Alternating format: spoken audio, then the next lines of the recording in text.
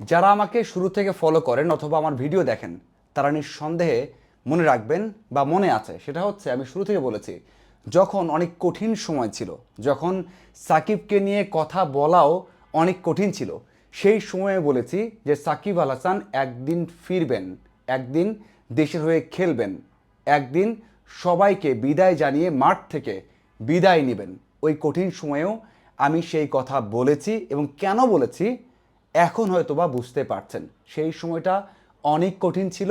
সেই সময় কথা বলা, সাকিবকে নিয়ে কোনো ভিডিও বানানো অথবা সাকিবের কোনো বিষয় নিয়ে কারো ইন্টারভিউ নেওয়া অথবা দর্শককে দেখানো, সব কিছু ছিল অনেক বেশি চ্যালেঞ্জের এবং অনেক বেশি সমালোচনা। সেই কাজটা কিন্তু করেছি এবং সবচেয়ে বড় বিষয় হচ্ছে ওই সময় আমি বলেছি যে সাকিব আল হাসান দেশের জার্সি আর একবার পরে বিদায় নেবেন, তার আগে বিদায় নেবেন না। এখন এখন কি মনে হচ্ছে আপনার? কি দেখছেন? এখন এখন সবাই চাইছেন সাকিব ফিরে আসুক। ক্রিকেট বোর্ড কিছুদিন আগে বলেছে যে সাকিব আল হাসান ফিরতে পারবে না। যেই নাজমুল আবেদিন ফাহিম বলেছেন যে সাকিবের আর কখনো জাতীয় দলে ফেরা অথবা জাতীয় দলে জার্সি পরা আর দেখতে পাচ্ছি না, তার জাতীয় দলে ক্যারিয়ার শেষ। এই নাজমুল আবেদিন ফাহিম বলেছেন, আপনারা এখনও অনলাইনে দেখতে পারেন। এখন কি মনে হচ্ছে আপনাদের? সাকিব আল হাসান ফিরবেন না? এখন যদি না ফেরে সেটা আপনি অবাক হবেন। এখন আপনি অবাক হবেন যে সাকিব ফিরবেন না। ভাই আপনি কি বলছেন? আপনি কি বলছেন এসব? সাকিব ফিরবেন? দেখুন, ক্রিকেট বোর্ড থেকে যখন ভিডিও করছি তখন একটা আপডেট পেয়েছি যে সাকিবের কাগজপত্র রেডি করা হচ্ছে, সাকিবের ব্যাংকের যে সমস্যাগুলো আছে সেগুলো রেডি করা হচ্ছে এবং সরকারকেও জানানো হয়েছে এই সরকার, নতুন যে সরকার, তারাও নমনীয় আছে। কি বুঝতে পারছেন? বুঝতে পারছেন? কতদিন আগে বলেছিলাম, যখন দুবাইয়ে এসে দেশে আসতে পারবেন না, ওখান থেকে কষ্ট করে ফিরে গেছেন, আক্ষেপ নিয়ে ফিরে গেছেন, লজ্জা নিয়ে ফিরে গেছেন, তখন আমি বলেছি, ওই সময়টাতে আমি বলেছি, আপনারা ভিডিও দেখতে পারেন, যে সাকিব আল হাসান ফিরবেন, দেশের হয়ে খেলবেন। কারণ সাকিব আল হাসান আমাদের বলেছেন, আমরা 2-3 জন ছিলাম সেখানে, বলেছেন যে আরও 4 বছর ক্রিকেট খেলবেন, দেশের হয়ে খেলবেন। আমরা যারা কন্ট্যাক্ট করেছি বা যোগাযোগ করেছি তারা জানেন যে সাকিব আল হাসান এই কথা বলেছেন। এখন সব রাস্তা আস্তে আস্তে পরিষ্কার হয়ে যাচ্ছে, সাকিবকে ফেরানো হচ্ছে এবং সবচেয়ে বড় বিষয় হচ্ছে, হ্যাঁ, যেই ইস্যুটা আছে সেটা হয়তো বা সেটেল হতে, হয়তো বা সমাধান হতে সময় লাগবে। হঠাৎ করে চাইলেই হবে না, অনেক ইস্যু এখানে আছে, অনেক বিষয় থাকবে। হয়তো বা সামনের 1 মাস পরে যেই সিরিজটা আছে পাকিস্তানের বিপক্ষে, ওয়ানডে সিরিজ, সাকিব আল হাসান যে সিরিজটা খেলতে চান, যে সিরিজে তাকে ফেরানো হতে পারে, সেই জন্য হয়তো বা একটু কঠিন হতে পারে, তবে অনেক বেশি সম্ভাবনা আছে মার্চের শুরুর দিকেই দেশে ফিরতে পারেন এমন আভাসও আছে।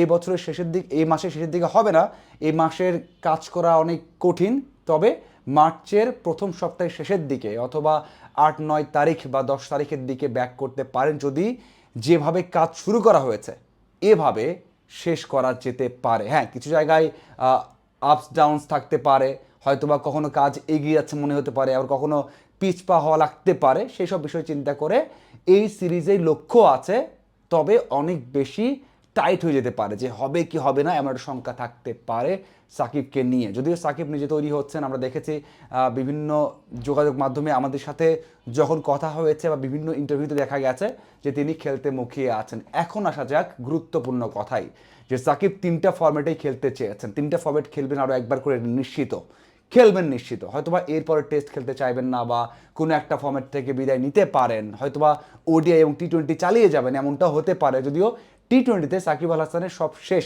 ন্যাশনাল টিমের পারফরমেন্স ভালো ছিল না, এই জন্য তিনি নিজে থেকেই কিন্তু টি-20তে অবসর নিয়েছেন বলেছেন। টেস্ট আর একটা খেলতে চেয়েছিলেন দেশের মাটিতে মিরপুরে, আর ওয়ানডে কন্টিনিউ করতে চেয়েছিলেন 27 ওয়ার্ল্ড কাপ পর্যন্ত, হয়তো তার পরেও।